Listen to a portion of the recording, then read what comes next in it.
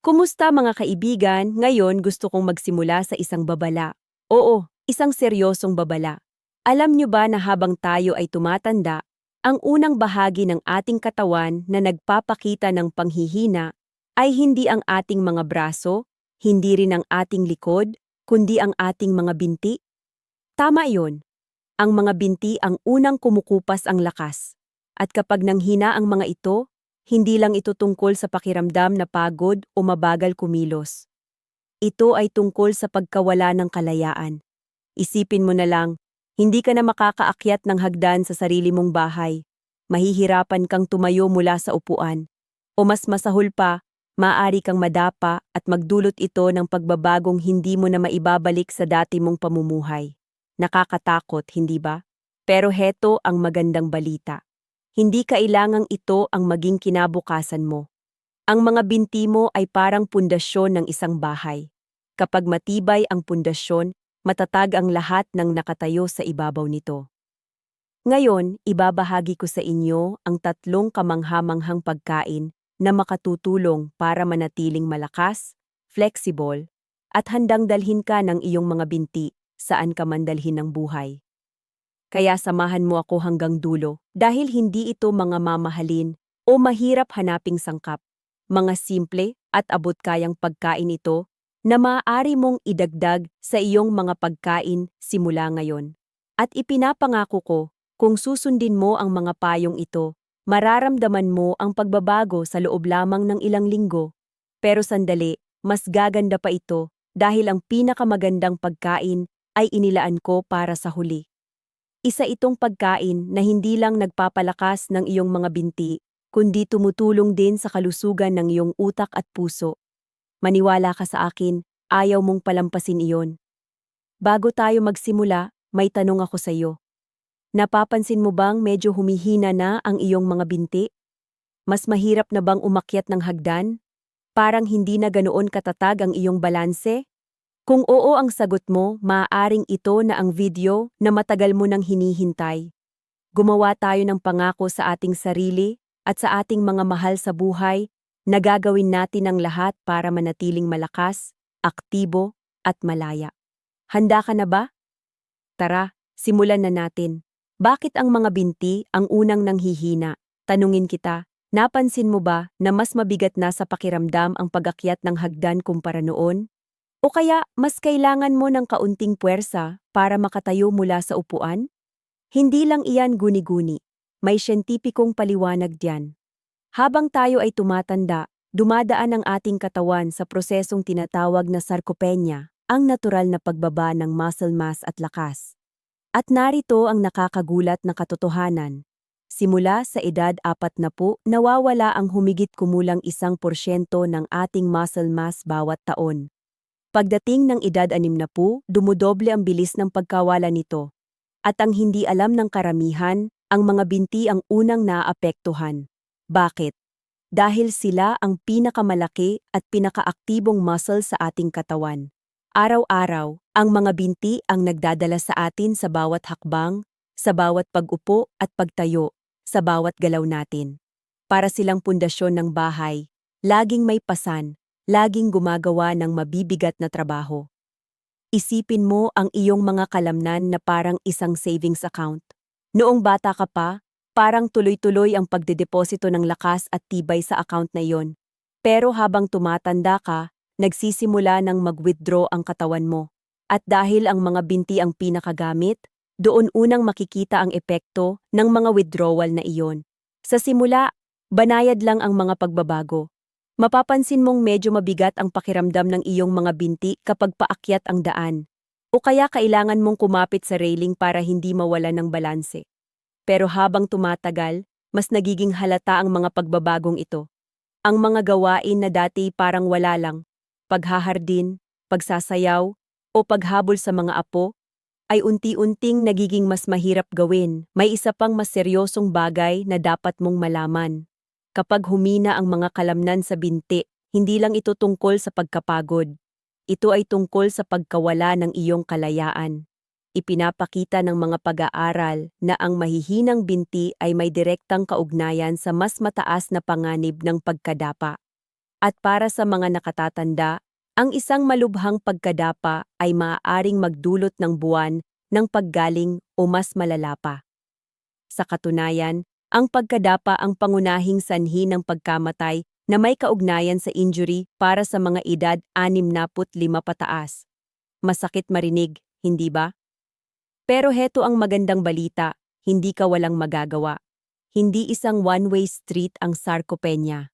Sa tamang paraan at diskarte, maaari mong palakasin muli ang iyong mga binti anuman ang iyong edad. Ikwento ko sa iyo si Margaret, 72 taong gulang. Ilang taon din siyang nahirapan sa panghihina ng kanyang mga binti. Tumigil siya sa paglalakad sa parke dahil parang nanginginig ang kanyang tuhod at pakiramdam niya parang bundok ang bawat hagdan. Pero nang magsimula siyang magtuon sa tamang pagkain at simpleng ehersisyo, napakalaki ng kanyang pagbabago. Sa loob lamang ng ilang buwan, nakakalakad na siya ng 1 milya bawat araw at bumalik pa sa pagsasayaw ng ballroom. Ngayon, isipin mo ang sarili mong mga binti. Kasing lakas pa ba sila ng dati? Ramdam mo ba ang kumpiyansa at katatagan sa bawat galaw mo? Kung napansin mo kahit kaunting senyales ng panghihina, huwag mo itong balewalain. Mas maaga kang kumilos, mas maganda ang magiging resulta. Handa ka na bang gumawa ng hakbang? Magaling. Sa susunod na bahagi, ibabahagi ko ang 3 makapangyarihang pagkain na makatutulong para manatiling malakas, flexible, at handang sumuporta sa iyo ang iyong mga binti sa mga darating pang taon. At maniwala ka, gugustuhin mong manatili hanggang sa huli dahil baka magulat ka sa huling pagkain na ibabahagi ko. Tuloy tayo. Ngayong naiintindihan na natin kung bakit ang mga binti ang unang nanghihina, panahon na para kumilos at lumaban. At ang isa sa pinakamabisang paraan para gawin ito ay ang pagbigay sa katawan ng tamang nutrisyon. Mga pagkaing hindi lang tumutulong mag-rebuild ng kalamnan, kundi nagpapatibay din ng buto at nagbibigay ng sapat na enerhiya. Simulan natin sa una. Ang unang pagkain ay matatabang isda. Ang mga matatabang isda tulad ng salmon, mackerel at sardinas ay kabilang sa pinakamakapangyarihang pagkain na maaari mong kainin para mapanatiling malakas at malusog ang iyong mga binti. At kung hindi mo pa ito regular na kinakain, maaring napapalampas mo ang isa sa pinakamadaling paraan para maprotektahan ang iyong mobility habang tumatanda. Narito kung bakit kahanga-hanga ang mga isdang ito. Siksik sila sa omega-3 fatty acids, at hindi ito basta taba lamang. Ito ang uri ng healthy fats na hindi kayang likhain ng ating katawan ng kusa, pero napakahalaga para gumana ito ng maayos. Ang omega-3 ay parang langis para sa iyong mga kalamnan at kasukasuan. Tumutulong itong bawasan ang inflammation na isa sa pangunahing sanhi ng paninigas ng kalamnan at pananakit ng kasukasuan. Pinapabilis din nito ang muscle recovery. Kaya kung ikaw man ay naglakad sa labas o simpleng gumalaw-galaw lang sa bahay, tinutulungan ng omega-3 na ayusin at palakasin muli ang iyong mga kalamnan. Hindi lang iyan. Ang matatabang isda ay mayaman din sa mataas na kalidad na protina, ang pangunahing building block ng mga kalamnan. Sa bawat kagat mo ng salmon o bawat serving ng tuna, ibinibigay mo sa iyong katawan ang eksaktong kailangan nito para ma-rebuild at ma-repair ang mga kalamnan sa iyong mga binti. Para mo na ring binibigyan ng regular na maintenance ang iyong mga binti, sinisiguro mong handa silang suportahan ka araw-araw. Ngayon, isipin mong nakaupo ka sa hapagkainan, may nakahain na isang perpektong lutong isda sa iyong plato, inihaw na piraso ng salmon. Sa isang serving pa lang, nakakakuha ka na ng mahigit 20 gramo ng protina, isang malaking dose ng omega-3, at mahahalagang nutrients tulad ng vitamin D na tumutulong din sa pagpapatibay ng iyong mga buto at kalamnan. Para itong triple boost para sa kalusugan ng iyong mga binti sa loob ng isang pagkain lang. At heto ang pinakamaganda, napakadaling idagdag ng matatabang isda sa iyong diet. Para sa hapunan, subukan mong mag-ihaw o mag-bake ng isang piraso ng salmon. Lagyan mo ng kaunting katas ng sariwang lemon at ilang herbs para mas masarap. Para naman sa tanghalian, gumawa ng mabilisang tuna salad at ipahid ito sa whole grain bread. Kung gusto mo ng merienda, ang sardinas na nilagay sa crackers ay isang nakakagulat na masustansya at nakakabusog na treat. Hindi ka ba mahilig magluto? Walang problema. Ang canned salmon o tuna ay kasing sustansya rin ng sariwang isda. Abot kaya na, convenient pa. At kung hindi mo talaga trip ang isda, may iba ka pang paraan para makuha ang omega-3 na kailangan mo. Ang mga plant-based sources tulad ng flax seeds, chia seeds, at walnuts ay magagandang alternatibo. Maaari ka ring uminom ng fish oil supplement para masigurong nakukuha ng katawan mo ang nutrients na kailangan nito. Ngayon, pakinggan mo ito dahil talagang mapapaisip ka. Ipinapakita ng mga pag-aaral na ang mga older adults na regular na kumakain ng pagkaing mayaman sa omega-3 ay nakakaranas ng 20% na mas mabagal na muscle loss kumpara sa mga hindi kumakain nito. 20%. Malaking bagay iyon, lalo na kung iisipin mo kung gaano karaming trabaho ang ginagawa ng iyong mga binti araw-araw. Kaya heto ang mahalagang tandaan. Sa tuwing magdadagdag ka ng matatabang isda sa iyong plato, may ginagawa kang napakahalaga para sa iyong mga binti. Nag-i-invest ka sa iyong lakas, sa iyong kalayaan, at sa kakayahan mong mamuhay ayon sa gusto mo. Isang simpleng pagbabago lang ito, pero maniwala ka, malaki ang epekto nito.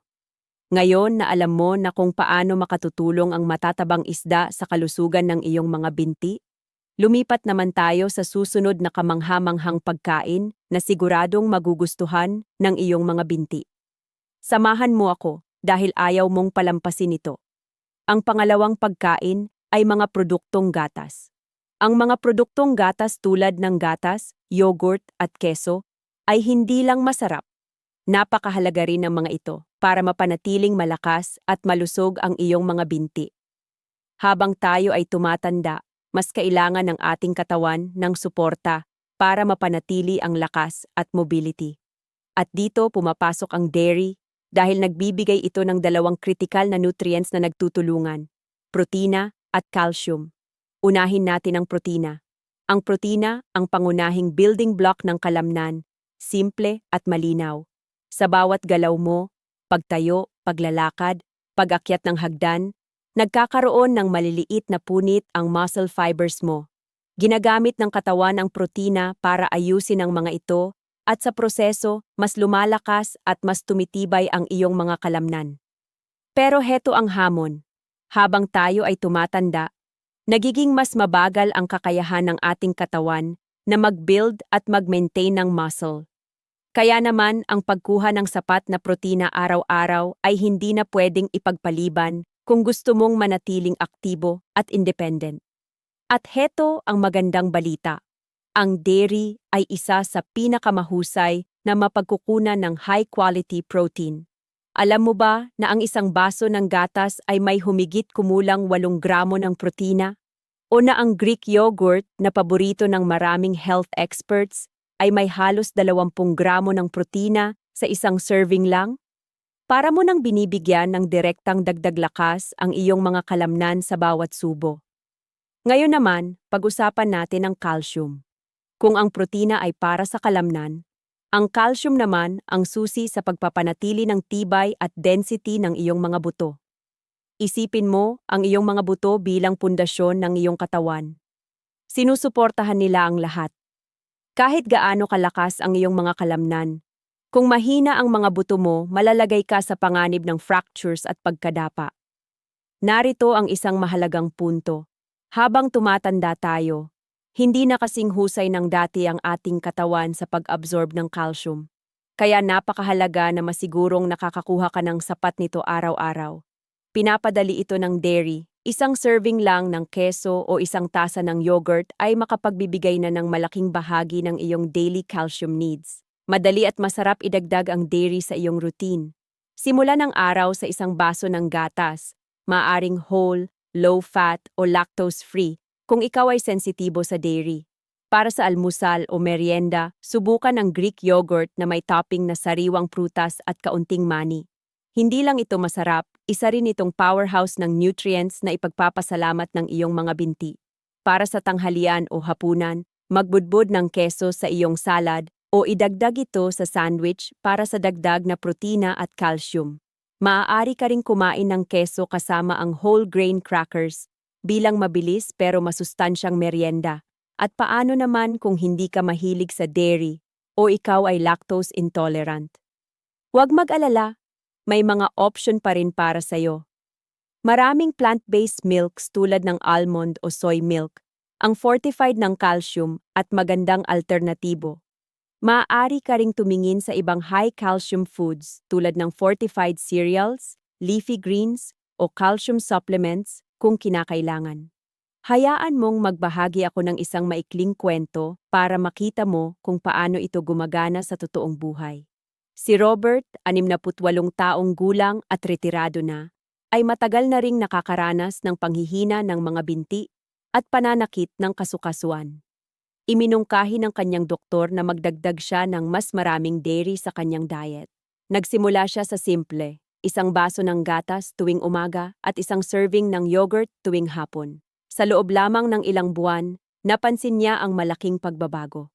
Mas lumakas ang kanyang mga binti, tumaas ang kanyang energy level, at nagsimula pa siyang maglakad ng mas malayo at umakyat ng hagdan nang hindi nahirap. Mga bagay na pakiramdam niya ay napakabigat gawin 1 taon lang ang nakalipas. At hindi lang ito kwento, sinusuportahan ito ng siyensya. Ipinapakita ng mga pag-aaral na ang mga nakatatanda na nakakakuha ng sapat na protina at calcium mula sa dairy ay may mas magandang muscle retention, mas matitibay na buto, at mas mababang panganib ng pagkadapa at pagkabali ng buto. Kaya kung ito man ay isang baso ng malamig at creamy na gatas, isang tasa ng yogurt, o isang hiwa ng keso, isipin mo ang bawat serving ng dairy bilang isang investment. Isang investment sa iyong lakas, sa iyong mobility, at sa iyong kalayaan. Ngayon, isalarawan mo ito. Naglalakad ka ng may kumpiyansa, umaakyat ng hagdan ng walang pag-aalinlangan, at pakiramdam mo ay matatag at malakas ka araw-araw. Iyan ang kapangyarihan ng pagdaragdag ng dairy sa iyong routine. Kaya ano pang hinihintay mo? Simulan mo na ngayon at hayaang gumawa ng magandang epekto ang dairy sa iyong mga binti. Susunod, pag-uusapan natin ang huling powerhouse food na talagang magugustuhan ng iyong mga binti. At maniwala ka, baka magulat ka. Ngayon naman, pag-usapan natin ang isang grupo ng pagkain na madalas maliitin pero napakahalaga para mapanatiling malakas at malusog ang iyong mga binti, ang mga leafy greens. Oo, ang tinutukoy ko ay spinach, kale, collard greens, at arugula, mga makukulay at puno ng sustansyang gulay na hinahanap-hanap ng iyong mga kalamnan at buto. Narito kung bakit napakalaking bagay ng mga gulay na ito. Puno sila ng 3 mahahalagang nutrients, vitamin K, magnesium, at potassium. Kapag pinagsama-sama, ang mga ito ay parang isang team na nagtutulungan para protektahan ang iyong mga binti at tulungan silang gumana sa kanilang pinakamahusay na kakayahan. Unahin natin ang vitamin K. Ang hindi gaanong napag-uusapang vitamin na ito ay may mahalagang papel sa pagpapanatili ng tibay ng iyong mga buto. Para itong pandikit na tumutulong sa katawan mong ma-absorb ang calcium at mailagay ito sa iyong mga buto kung saan ito talagang kailangan. Kung kulang ka sa vitamin K, maaaring hindi nagagamit ng maayos ang lahat ng calcium na iniinom o kinakain mo. At heto ang isang nakakagising na katotohanan. Ipinapakita ng mga pag-aaral na ang mga taong nakakakuha ng sapat na vitamin K sa kanilang diet ay mas mababa ang posibilidad na makaranas ng fractures habang tumatanda. Malaking bagay iyon para sa sino mang gustong manatiling aktibo at independent. Ngayon naman, pag-usapan natin ang magnesium, ang tahimik na makina sa likod ng maayos na paggalaw ng iyong mga kalamnan. Tinitiyak ng magnesium na gumagana ng maayos ang iyong mga kalamnan at hindi basta-basta namumulikat. Naranasan mo na bang magising sa kalagitnaan ng gabi dahil sa masakit na pulikat sa binti? Maaaring paraan iyon ng katawan mo para sabihing kulang ka sa magnesium. Ang leafy greens ay isa sa pinakamahusay na natural na pinagkukunan ng mahalagang mineral na ito. Sa pagdagdag ng mga ito sa iyong pagkain, matutulungan mong manatiling relaxed, handa, at malaya sa pulikat ang iyong mga kalamnan. At panghuli, nandyan ang potassium, isang tunay na game changer pagdating sa pagbawas ng muscle fatigue. Tumutulong ang potassium na balansehin ang electrolytes sa iyong katawan. Kaya nananatiling hydrated at maayos ang paggana ng iyong mga kalamnan. Isipin mo itong parang fuel stabilizer na nagpapanatiling energized ang iyong mga binti. Naglalakad ka man, naghahardin, o umaakyat ng hagdan. Kapag kulang ka sa potassium, maaaring makaramdam ka ng panghihina, pagod, o pagiging matamlay ng iyong mga binti. Ngayon marahil iniisip mo, paano ko ba madaragdagan ang leafy greens sa aking pagkain? Magandang balita, madali lang, masarap pa, at napaka-versatile. Sa almusal, maglagay ng isang dakot ng spinach sa iyong omelette. Simpleng paraan ito para masimula ng araw na may dagdag na sustansya. Sa tanghalian, gumawa ng kale salad na may olive oil, lemon juice, at kaunting parmesan cheese. Maasim-asim, nakakabusog, at puno ng kailangan ng iyong mga binti. Sa hapunan, igisa ang collard greens na may bawang at kaunting asin bilang masarap na side dish. Maaari mo ring i-blend ang leafy greens sa smoothie kasama ang saging at almond milk para sa mabilis at refreshing na merienda. At may bonus pa, hindi lang para sa binti ang leafy greens. Maganda rin ito para sa kabuuang kalusugan. Nakakatulong ito sa puso, pinapabuti ang digestion, at sinusuportahan pa ang brain function. Para kang kumakain ng superfood na nagtatrabaho para sa buong katawan mo. May ibabahagi akong kwento para ma-inspire ka. May isang babae na si Linda, 65 taong gulang na matagal ding nakaranas ng panghihina ng kalamnan at pulikat sa binti. Inirekomenda ng kanyang physical therapist na magdagdag siya ng mas maraming leafy greens sa kanyang diet. Noong una, nagduda siya. Gaano kalaking pagbabago ba ang magagawa ng kaunting spinach? Pero sinubukan pa rin niya. Nagsimula siyang kumain ng kale salad tuwing tanghalian at spinach smoothie tuwing umaga. Sa loob lamang ng ilang linggo, ramdam niya ang malinaw na pagbabago. Mas lumakas ang kanyang mga binti, nawala ang pulikat at mas naging masigla siya buong araw. Ngayon, hindi na niya pinapalampas ang kanyang greens at sinasabi niyang, ito ang isa sa pinakamagandang pagbabagong ginawa niya sa loob ng maraming taon. Kung hindi ka pa rin kumbinsido, heto ang isang katotohanang maaaring magbago ng isip mo. Isang pag-aaral na inilathala sa Journal of Nutrition ang nagsabing, ang mga taong regular na kumakain ng leafy greens ay may 30% na mas mababang posibilidad na magkaroon ng muscle weakness habang tumatanda. 30%. Napakalaking kaibahan para lang sa simpleng pagdagdag ng ilang gulay sa iyong plato. Kaya ano ang pumipigil sa iyo? Sa susunod na mag-grocery ka, kumuha ka ng spinach, kale, o collard greens at magsimulang mag-eksperimento. Igisa mo man, i-blend, o ihalo sa salad, binibigyan mo ang iyong mga binti ng nutrients na kailangan nila para manatiling malakas at matatag sa mga susunod pang taon. Sa 3 kamanghamanghang pagkain na ito, matatabang isda, dairy, at leafy greens, mayroon ka ng matibay na pundasyon para sa mas malalakas na binti at mas aktibong buhay. Pero huwag tayong tumigil dito. Mayroon pang dapat matutunan. Ngayon naman, pag-usapan natin ang mga simpleng pang-araw-araw na gawi na magpapalakas pa sa benepisyo ng mga pagkaing ito at magpapanatili sa iyong mga binti sa pinakamainam na kondisyon. Ngayong alam mo na ang 3 powerhouse foods na makapagpapalakas ng iyong mga binti, pag-usapan naman natin ang mga daily habits na magdadala ng resulta mo sa susunod na level. Dahil heto ang totoo, ang pagkain ang pundasyon mo. Pero kapag pinagsama mo ito sa ilang simpleng routine, mas lalo mong mapapalakas ang iyong lakas, stability, at resilience sa mga darating na taon. Una, manatiling aktibo araw-araw. Hindi na bago ang ideyang mahalaga ang paggalaw para mapanatiling malakas ang mga binti. Pero heto ang magandang balita, hindi mo kailangang gumawa ng matitinding ehersisyo. Kahit 20 hanggang 30 minutong paglalakad bawat araw ay napakalaki na ng maitutulong. Pinapabuti nito ang daloy ng dugo sa iyong mga kalamnan, pinatitibay ang iyong mga buto, at pinananatiling flexible ang iyong mga kasukasuan para itong pag-reset ng iyong mga binti. At kung gusto mong iba-ibahin, Subukan ang low-impact exercises tulad ng yoga o tai chi. Hindi lang ito nagpapalakas, pinapabuti rin nito ang balanse at stability. Mga bagay na lalong mahalaga habang tayo ay tumatanda. Kahit ang simpleng paggamit ng resistance bands habang nakaupo sa upuan ay makakatulong para mapanatili ang muscle mass at maiwasan ang sarcopenia. Isang tip, isingit ang paggalaw pagkatapos ng almusal o tanghalian. Magandang paraan ito para mapalakas ang energy mo at mapanatiling aktibo ang iyong mga binti nang hindi ka napapagod ng sobra. Pangalawa, uminom ng sapat na tubig. Oo, hydrate, hydrate, hydrate. Alam mo ba na ang dehydration ay maaaring magdulot ng panghihina at pagkapagod ng kalamnan? Totoo iyon. Kailangan ng iyong mga kalamnan ang tubig para gumana ng maayos. Kapag kulang ka sa tubig, isa sa unang makakaramdam ng epekto ay ang iyong mga binti.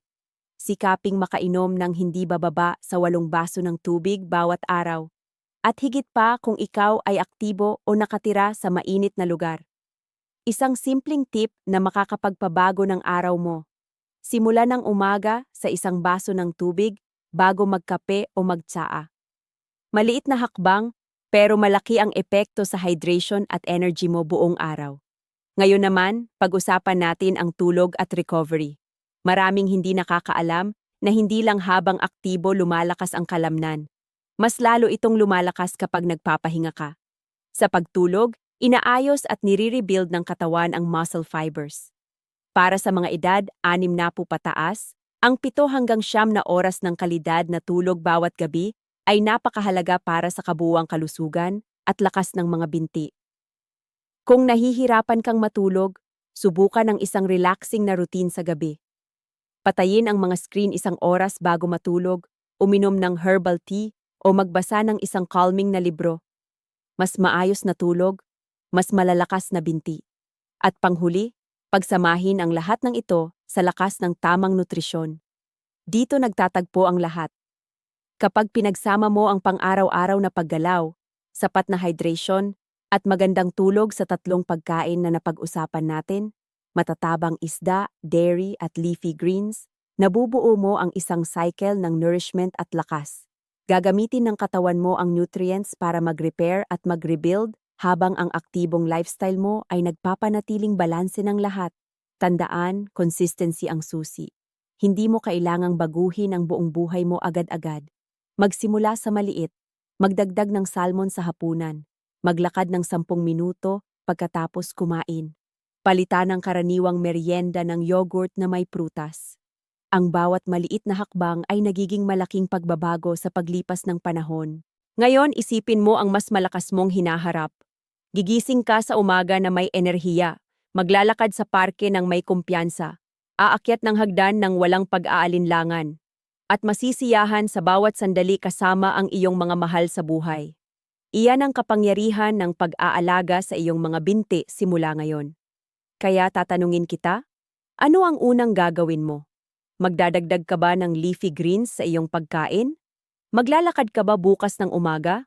O sisimulan mo ang araw mo sa 1 baso ng gatas para sa dagdag na calcium? Ano man yon, gawin mo na ang unang hakbang.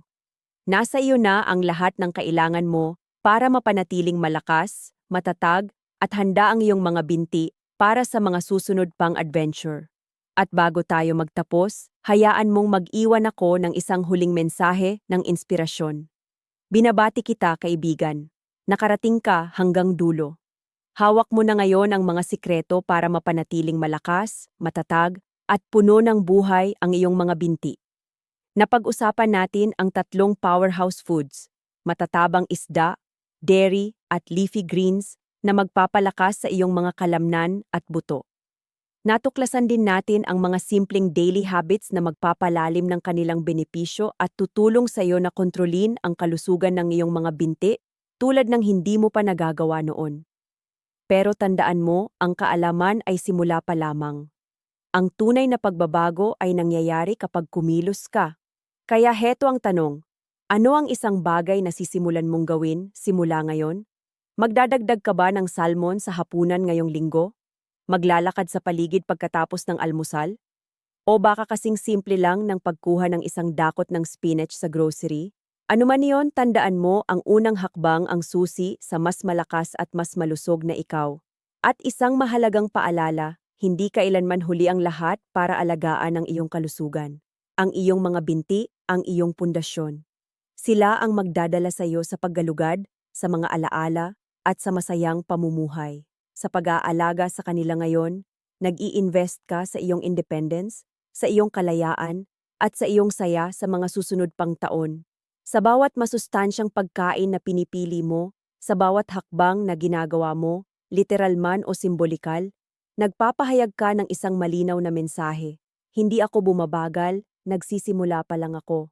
May hamon ako sa iyo.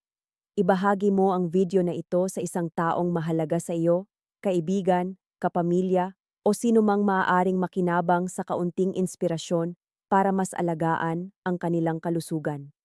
Sama-sama nating ipalaganap ang mensaheng ito para mas marami pang manatiling malakas, aktibo, at puno ng buhay.